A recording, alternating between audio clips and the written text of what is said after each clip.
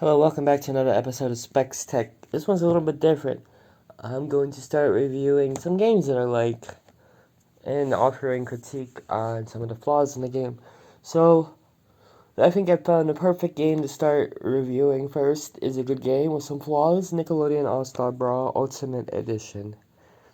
Now, I picked this up for $20 at Best Buy. It's weird as they had the regular version in stock and that was $30, which doesn't make any sense at all. It would have probably made sense for the regular version to be $10, or this be $20, but whatever, I'm at Best Buy, so I don't really buy a lot of physical Switch games, but I kind of wanted this one physically, just because, I don't know, I feel like this game might become kind of uncommon one day.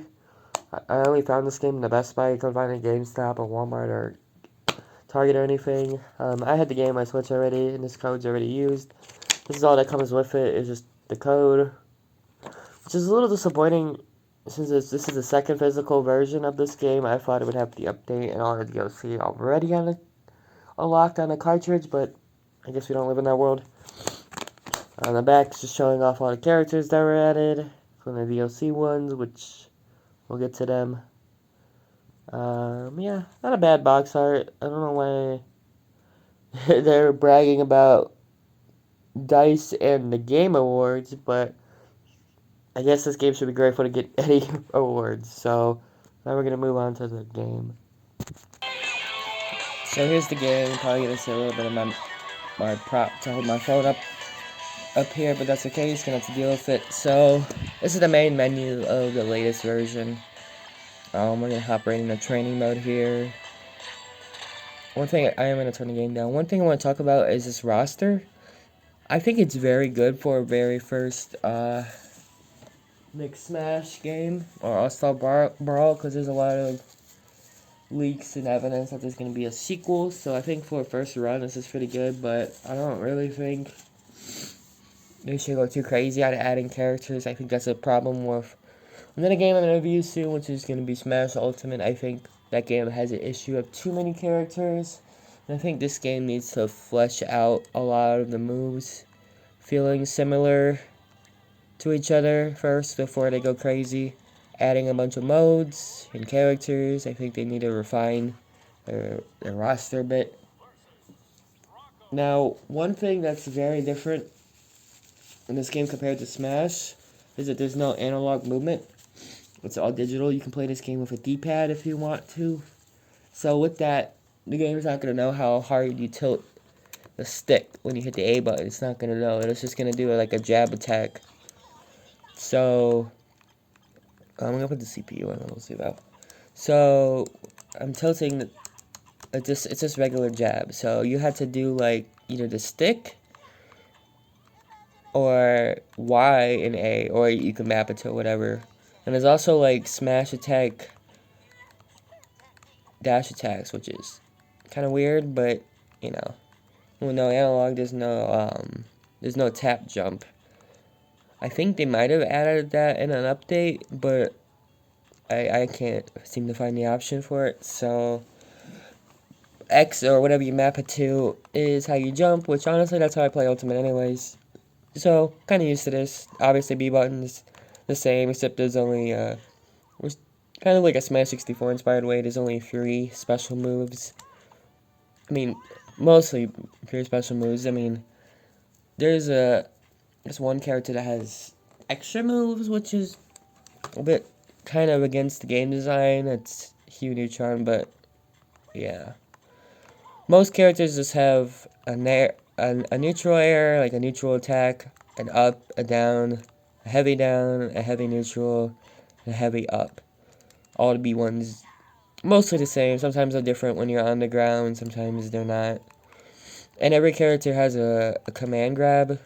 You can throw them up, or you can throw them up. I don't think you can throw them down. No, you can't throw them down. So it's just up and to the side. Throw them to the left. You can throw them to the right. And you can do it in midair. Yeah, throw them on here. It is kind of cool that this game does have air grabbing, but I think it's a little too floaty to use.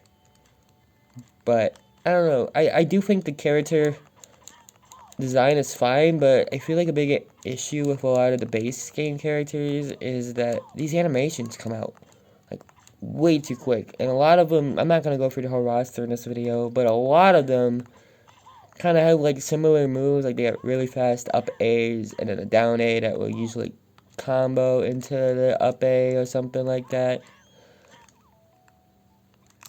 Like I'm gonna try to land that here. Yeah, something like that. And some characters can just do that over and over and over. It's not very, I don't know. I don't think it's very balanced, right? I mean, this game is very well balanced. Every time this like a YouTube makes a video like, oh, this Teenage Mutant Ninja Turtle is like top tier, the next update will be like, oh yeah, we nerfed that top tier, which is, I mean, I guess it's kind of good, but this game, we'll get to the modes in a second, but you can also strafe. I guess that's important. I don't really see myself using it. I guess it's good for spacing out moves, but yeah. And you have a taunt button. Only one taunt though. And you can there's an air dash, which you can air dash. For some reason you can press taunt and air, and it makes this weird noise, and you just fall. And you attack out of it. If I can. So I don't know what's up with that. There's no rolling in this game. Honestly, doing that L thing in the air and then moving the stick, that's the only way you can roll. So, if you really need to roll, I guess you could do it like that. A little weird. ZL button is just for strafing, or you can shield infinitely in this game, but I think grabs beat it. You do take chip damage, though. So, and every character has an air dash and a double jump. And of course you can wave dash. This is the game with the easiest wave dashing we've ever seen. Like I thought Rivals of Aether had the easiest wave dash, but man, this game really does. And another thing that they added in the update is some items. These weren't in the original game for whatever reason. They're pretty fun. There's not really many items here that act like Smash, except maybe this one's basically the bumper, and there's a Krabby Patty, which just heals you. So I think the items here are unique enough. And obviously there's voice acting. They added that in an update, which is kind of cringe that I had that day one, but I don't know, maybe voice acting rights or everything, who knows. But yeah, I think the items they added in an update, I think they're pretty good, pretty unique. I mean, some of them are unique. A few of them kind of remind you of older Smash items, like this one, this car is kind of like a red shell from Melee. But most of the items are pretty unique, I'd say. You got this rocket that just blows up. You got this gnome, which, the gnome's a good one. It just hangs on to you, and it does like a hitbox that underneath of you, and you can do combos off of it. I honestly think it's probably the coolest item. If you're actually good at this game, you do combos. And, you know, some bombs, if I can hit them. Get summon jellyfish. One thing I'd like to see in a sequel to this game is either similar to Frame Makers or Smash, it'd be assists. Like, either you pick an assist before the match, or it's just I don't know, maybe like a Nickelodeon blimp can summon characters to fly in or something. I think it'd be cool to like see Mr. Krabs come in and drop his money and go crazy trying to get it, or maybe Goddard. You could fly on Goddard and shoot stuff and everything. I think it'd be cool. So we're gonna get back to the main menu now. So the other modes in this game are kind of interesting. You just got time, which is just talk about the time. The sports mode I've not actually played yet. But from what I've seen, they just put an item like a football, and they just put random goals around the arena, and you basically just want to score as many goals as you can. You can still KO people. I just don't think it matters. There's this extra mode, which just shows you all the moves, which is nice. Shows you all the moves of every character, which is, it's pretty nice, but it doesn't show you like hidden moves. Like Patrick has a hidden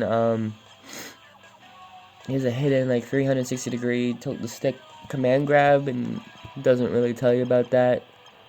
Or Hugh Neutron. Um, he has a hidden move if you hold the strike button and you basically do a back air. He can do that in the air. It's like a really weird long horizontal move. Then he also has a 360 degree plus taunt, which does like a Chun-Li kick move. So I think those are supposed to just be little Easter eggs, but it does kind of make the move section feel a little incomplete. So if they do bring these characters back in a sequel, I'd recommend just leaving them unhidden, just for clarity along the whole roster. Let's just say replays, jukebox. One thing about the music, I don't really think the music in that game is that good. I think the Garfield stage and the Hugh Neutron stage probably have the best music in the game. I think the best base game song is probably the Teenage Mutant Ninja Turtle music, but other than that, I think the music in this game is kind of generic. But I mean, what can you do? This game's kind of on a budget. There's an arcade mode, which is basically just classic mode. I'm not going to start around because the loading times in this port are pretty long. But basically just go for like 5 or 6 rounds. Find a computer with no mini games and no bosses at the end. So the only things you unlock from this are stuff in the gallery or a profile picture for online mode, which is the last mode we gotta cover. The online's dead. I'm not gonna sugarcoat it. It's dead. They never added crossplay, which was the only thing on their roadmap that they did not add. That was at least public knowledge. There are no lobbies up. And I don't want to do this. In case there's that one guy who's online in this, but yeah, this online is pretty damn dead. These are the icons you can get from beating story mode. Obviously, all the locked ones. That's story mode. Well, not story mode, arcade mode. I do like that you can pick your region though. It helps support lag. I think this game does have way better online than Ultimate. Just for the fact it lets you pick competitive and regular just right off the bat. I do like that a lot better. Your rating doesn't mean anything that much in this game compared to like GSP or something. I do think the online is pretty good. I just wish they had a crossplay. I don't think it would have been... I'm not a developer, but I don't think it could have been that difficult. But I want to sum up my thoughts on this game, and the second half of this video will be some characters that I want. But I don't want to keep recording the Switch for that long. But I think this game got dealt kind of a dirty hand. I think it could have been a lot more... I think it could have been a lot more of a better game if it wasn't such low budget and had a lot more stuff at launch. Now, if you go into the store and buy the Ultimate Edition, you had no idea about this game's update history. Yeah, you got a pretty good game. You get all the DLC characters that came out. You get Garfield, Shredder, and these guys. And you get the items and the voice acting. One thing that is a little annoying is when you first get this game, and you get the DLC, you have to go through a bunch of unskippable unlock screens, which are a little annoying, but that's only really last like a minute or so, so it's not that big a deal. But if this game would have had more like voice acting, any voice acting, the items at launch, maybe a better arcade mode, because none of the updates ever fixed that stuff. They only fixed bugs related to it. I think this game could have been a lot more interesting, and I think if this game actually had a good story mode, would have been nice, but maybe that could have been a little too out of scope for the developers. Also, another critique is that each character only has one alt, and there were no alts at the game at launch, which didn't make any sense at all, because you pick this guy, you pick Aang here, and you have 4 of them, and they all look exactly the same. They don't even get darker or brighter.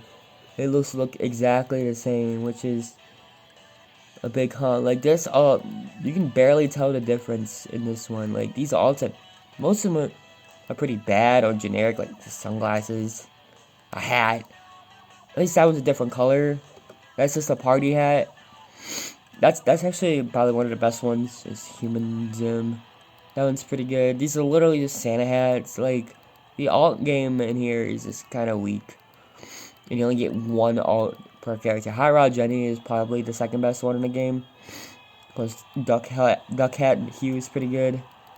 Then you got Rocco, is just boring purple shirt.